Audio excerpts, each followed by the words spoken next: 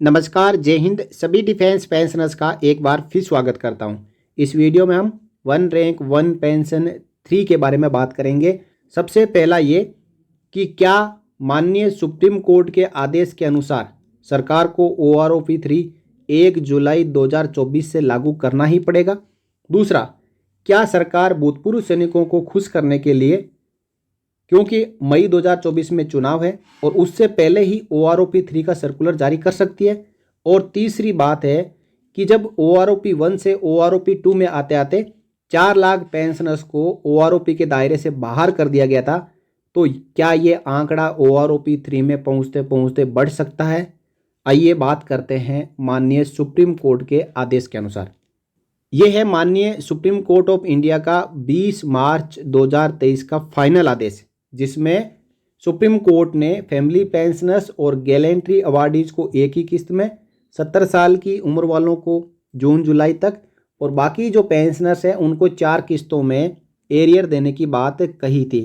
अब इसमें हम डायरेक्टली उसी पैराग्राफ पे चलते हैं जो कि सरकार ने सुप्रीम कोर्ट में कहा था कि 4 लाख पेंशनर्स ऐसे हैं जिनको OROP 2 लागू ही नहीं है।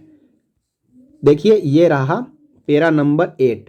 इसमें लिखा है, in this backdrop the proposal which has been placed before the court by the union government is in the following terms. इसमें सरकार ने कहा 4 lakh pensioners out of 25 lakh pensioners do not qualify for OROP arrear, यानी 25 लाख में से 4 lakh pensioners को OROP 2 का arrear लागू है ही नहीं। As they are drawing higher pension than the average pension for the rank in 2018, यानी इनकी जो पेंशन है 2018 का जो मिनिमम और मैक्सिमम लिया गया है उससे ज़्यादा है, यानी ये पहले से ही पेंशन OROP से ज़्यादा ले रहे हैं। And hence the number comes down to 21 lakh, तो 25 लाख में से सरकार को सीधा सीधा फायदा हो गया कि 4 लाख पेंशनर्स OROP के दायरे से बाहर हो गए और बाकी संख्या रही 21 लाख। और उन 21 लाख में से 6 लाख फैमिली पेंशनर्स और गैलेंट्री अवार्डीज है जिनको 31 मार्च 23 तक एरियर दिया गया था और फाइनल सेटलमेंट 30 अप्रैल 23 तक किया गया। बात थी 70 साल से ऊपर वालों के, तो वो 4 लाख पेंशनर्स थे, उनको 31 जुलाई 23 तक एरियर दिया गया। और बाकी जो जितने भी पेंशनर्स थे उनके लिए सुप्रीम कोर्ट ने फाइनली क्या कहा है वो मैं आपको एक बार बता देता हूँ, फिर हम दूसरे मुद्दों के ऊपर बात करेंगे। देखिए, The outstanding payable to the remaining pensioners shall be paid in equal installments on or before 31st August 23, 30 September 23 and 28 February 24, यानी 28 फरवरी 2024 तक, लोकसभा के चुनाव आने से पहले से तक और OROP 3 की डेट से पहले तक सभी पेंशनर्स को OROP 2 का पूरा एरियर मिल जाना चाहिए। अब जब OROP 2 का पूरा एरियर 28 फरवरी 2024 तक मिल जाएगा तो अप्रैल मई 2024 में लोकसभा के चुनाव है और 1 जुलाई 2024 में OROP 3 लागू है। तो सरकार क्या खुश करने के लिए, भूतपूर्व सैनिकों को गिफ्ट देने के लिए लोकसभा चुनाव से एक वक्त पहले OROP 3 का सर्कुलर निकाल सकती है?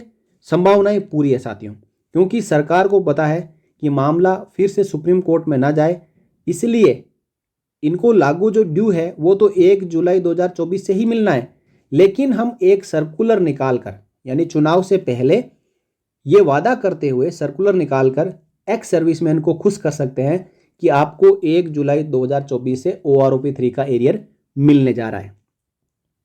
अब सुप्रीम कोर्ट ने ये बात अपने जजमेंट में भी कही है। देखिए, during the course of hearing it has been clarified specifically by the Land Attorney General for India on instructions that the deferral of payments in terms of the present order shall not have any bearing on the computation of dues for the purpose of the next equalization when it falls due।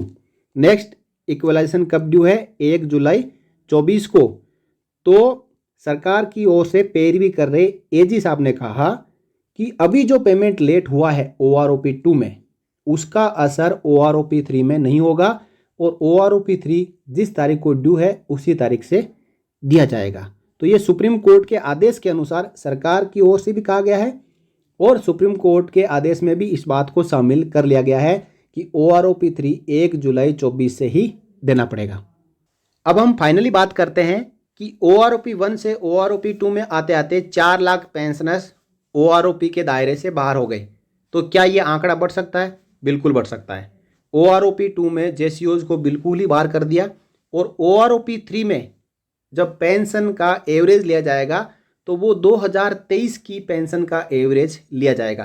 पहले 2018 का, अब 2023 की minimum और maximum का average लिया जाएगा।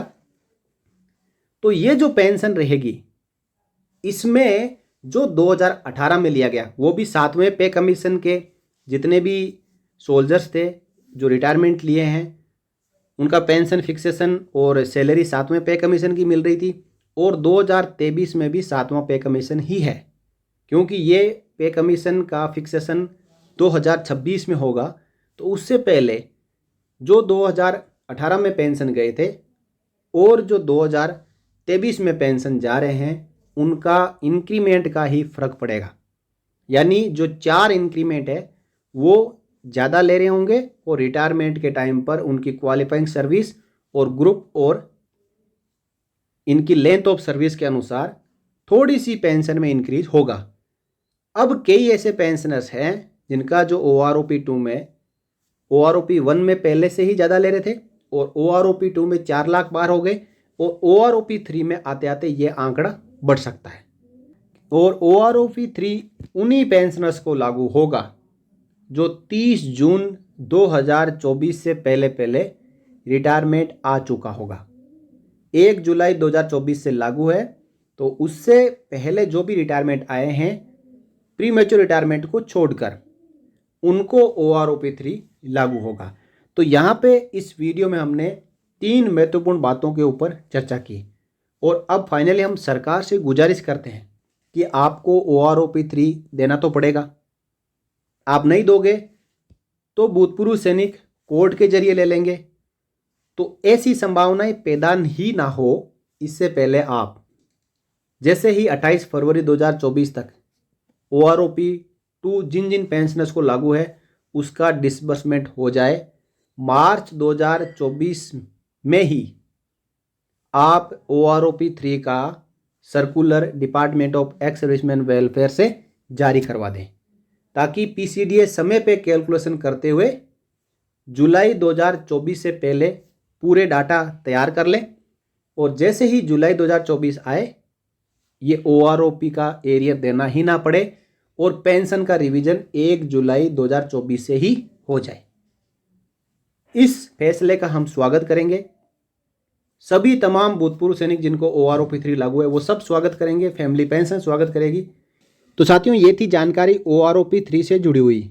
सरकार तक आवाज़ पहुंचाने के लिए, रक्षा मंत्रालय तक आवाज़ पहुंचाने के लिए आप इस वीडियो को ज़्यादा से ज़्यादा शेयर करें और अपनी आवाज़ को सरकार तक पहुंचाएं। ये वीडियो आपकी आवाज़ बन सकता है और आपकी जो मांग है कि OROP 3 सही समय पे मिले उसको पूरा करवा सकता है। बने रहिए चैनल के साथ, अगले वीडियो में फिर मिलेंगे। तब तक के लिए जय हिंद, जय Bharat, Vande Mataram. For more updates, subscribe to our channel and enjoy watching the videos.